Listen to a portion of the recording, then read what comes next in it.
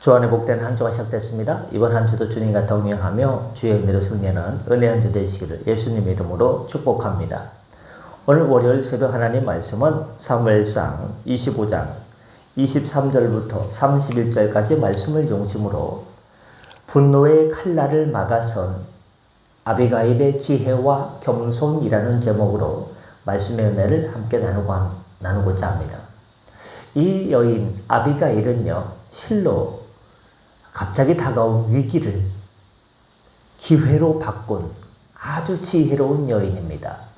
우리가 살다 보면 평탄한 잔잔한 호수 같은 인생길을 살다가 잔잔한 숲속 오솔길을, 잔잔한 게 아니고요, 평탄한 오솔길을 걷다가 돌부리에 걸려 넘어질 수도 있고요, 갑자기 산에 맹수가 나타났어요. 우르렁거려가지고 당황할 때가 있습니다.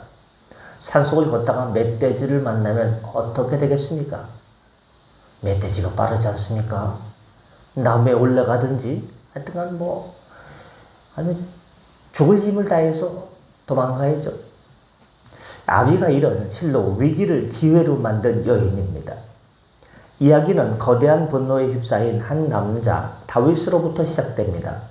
다윗은요, 무려 400명이나 되는 용맹한 군사를 이끌고 나발이라고 하는 부유한 남자에게로 향하고 있었습니다. 나발은 다윗이 보낸 사람들을 모욕하고 도와주기를 거절하고 다윗은 나발 가문의 모든 남자를 진멸하리라고 맹세한 상태였습니다. 하나님의 이름으로 맹세하는 거예요. 만일 내일 아침에 이르기까지 나발의 집에 한 사람이라도 남아있으면 하나님께서 내게 벌을 내리시길 원합니다. 그럴 맹세를 해요. 그때 얼마나 화가 났으면 그랬을까. 나발의 아내 아비가일은 이 소식을 듣고 즉시 행동에 나섭니다.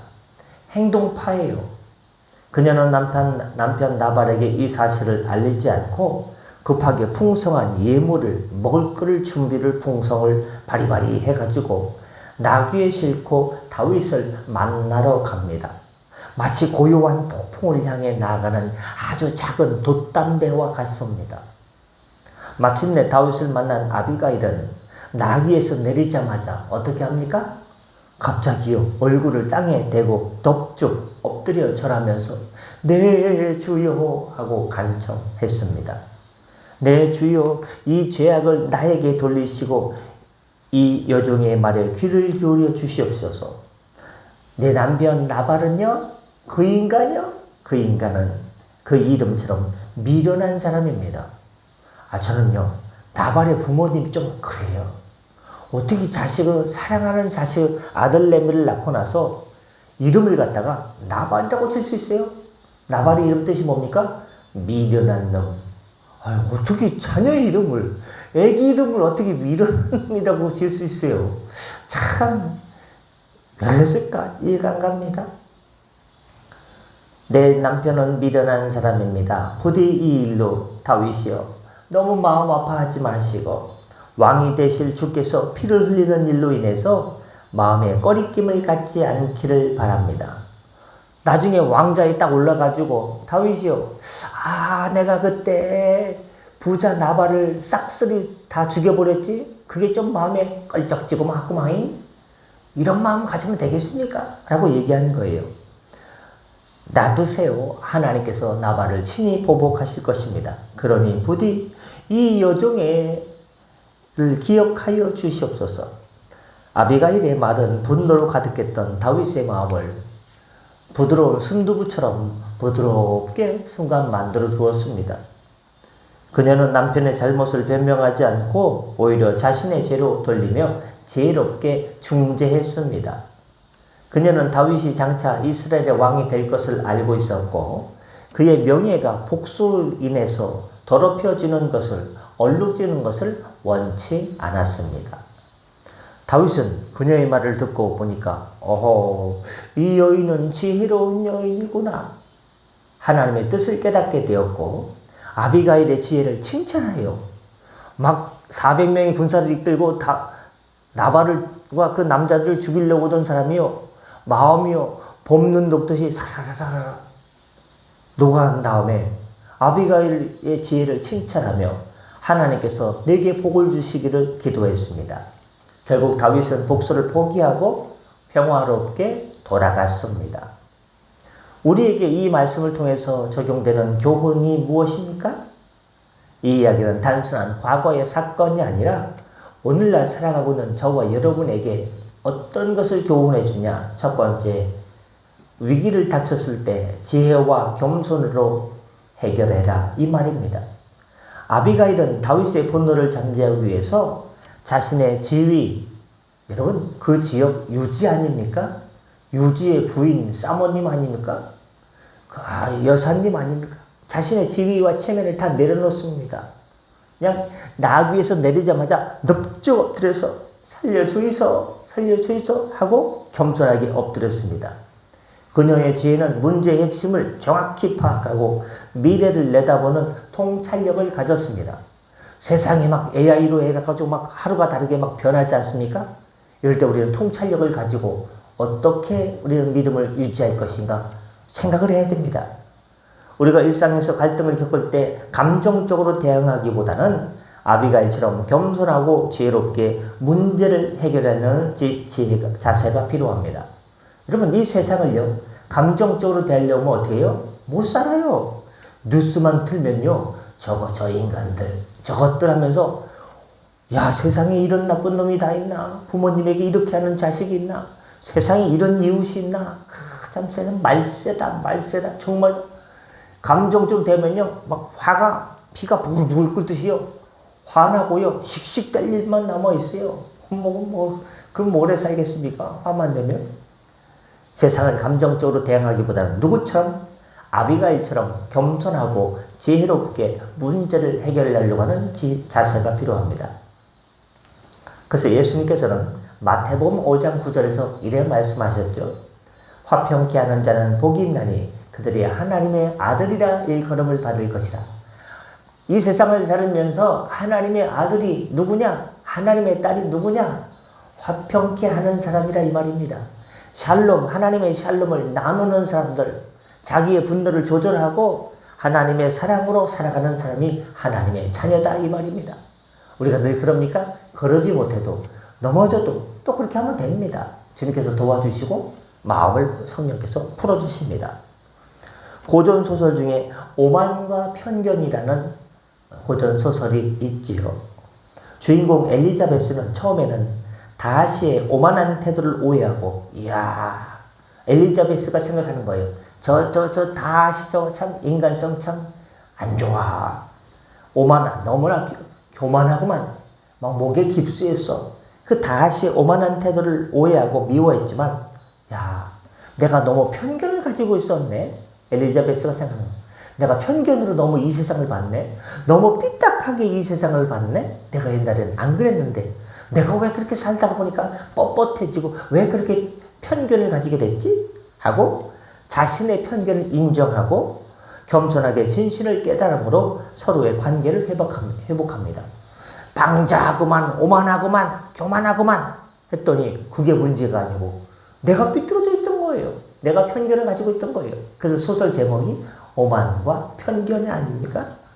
이처럼 아비가일의 겸손은 여러분 갈등을 해결하는 지혜로운 첫걸음이 됩니다. 첫 번째는 지혜와 겸손으로 문제를 해결하시고 두 번째는 하나님의 뜻이 무엇인지를 분별하십시오. 다윗은 분노에 휩싸여 복수하려 했지만 아비가일의 중재를 통해서 이래 죽여버리는 것이 하나님의 뜻인 줄 알았더니 아니었구나. 이 여인의 말이 맞다. 하나님의 뜻이 과연 무엇인가? 어떤 일을 만났을 때 내가 이렇게 하려고 하지 않습니까? 이게 하나님의 뜻에 맞는가? 이게 하나님의 뜻이 아닌데 내가 하나님의 뜻을 착각하고 내 마음대로 되는 건 아닌가? 하고 잘 돌다리도 두드려 가듯이요 신중하게 이 사건이 하나님의 뜻인지 아닌지를 알아야 됩니다. 그러면 어떻게 돼요? 기도하면요 성령께서 감동을 주세요. 그건 네 욕심이다.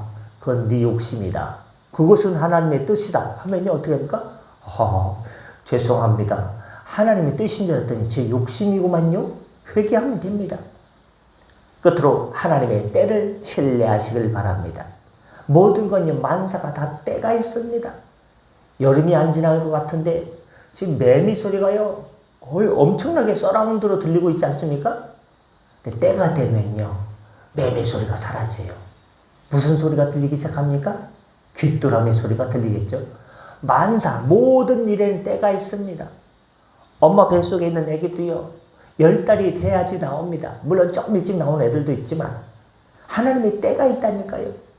아비가일은 다윗에게 주께서 왕이 되실 분 아닙니까? 다윗이요 지금은 400명의 군사들과 함께 칼을 차고 우리 남편을 죽이러 오고 있지만 왕위에 올라가실 분 아닙니까? 복수하지 말 것을 간청했습니다. 그녀는 다윗이 복수하지 않아도 하나님께서 친히 갚아주시겠죠. 납두세요. 하나님께서 갚으신 때가 있습니다. 우리가 세상의 불의를 볼 때 하나님의 심판과 정의가 반드시 이루어질 줄 믿고 기다리는 신앙이 필요합니다. 하나님 뭐하고 계십니까? 저 우크라이나의 키이우에 미사일을 날리는 저 러시아의 저 푸틴 왜 안 잡아갑니까? 왜 안 죽입니까? 그냥 번개라도 쳐가지고 그냥 오늘 지금이라도 데려가시지. 저 윗동네에 있는 애 왜 안 데려갑니까? 그냥 천둥이라 번개도 쳐가지고 즉시 데려가지. 여러분, 그러나 그 불의를 볼 때 하나님의 때가 있습니다.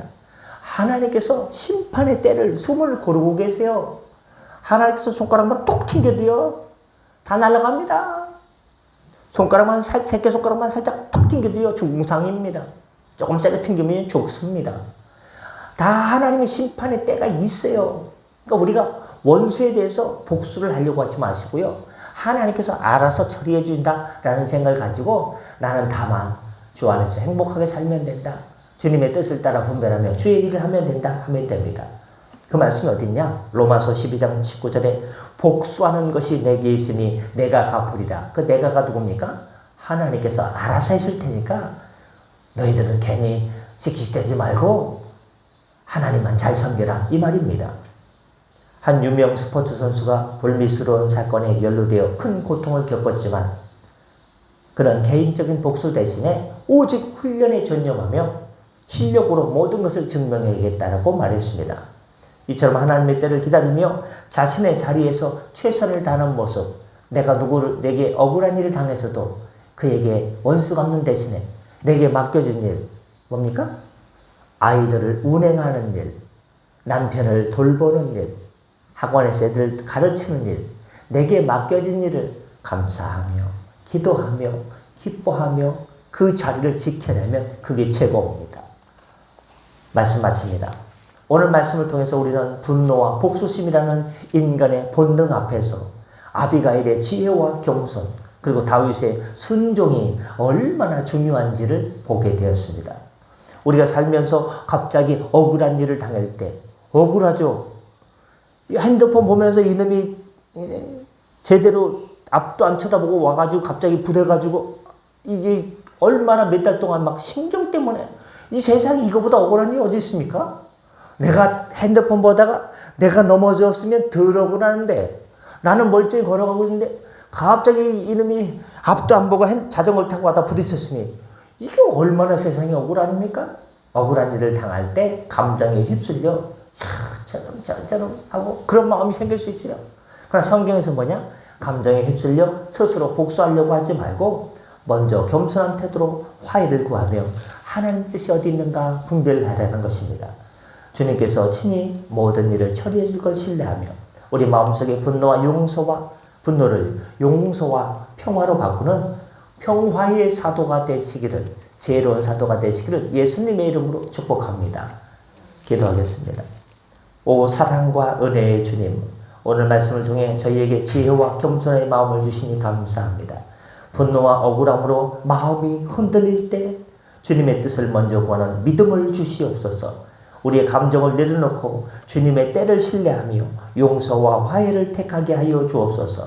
저희의 삶이 주님의 기쁨이 되게 하시며 주님의 영광을 드러내게 하여 주옵소서. 오늘도 붙들어 주옵소서. 동행하여 주옵소서. 감사하며 축복하며 예수님의 이름으로 기도드립니다.